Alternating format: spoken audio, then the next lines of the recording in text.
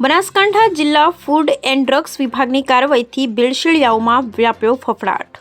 ડીસા સ્થિત શ્રી નવકાર dairy product પેઢી ખાતે ₹17.50 લાખનો કુલ 4037 કિલો ઘીનો જથ્થો કરાયો જપ્ત। જવાબદારો સામે food safety and standard act 2006 હેઠળ આગળની કાર્યવાહી હાથ ધરાઈ। બનાસકાંઠા જિલ્લા ખોરાક અને ઔષધ નિયમન તંત્ર બનાસકાંઠા દ્વારા ડીસા સ્થિત શ્રી નવકાર ડેરી પ્રોડક્ટ પેઢી ખાતે રેડ કરવામાં આવી હતી। વાત કરવામાં આવે તો બનાસકાંઠા જિલ્લા ખોરાક અને ઔષધ નિયમન તંત્ર બનાસકાંઠા દ્વારા ડીસા સ્થિત શ્રી નવકાર ડેરી પ્રોડક્ટ પેઢી ખાતે રેડ કરવામાં આવી હતી।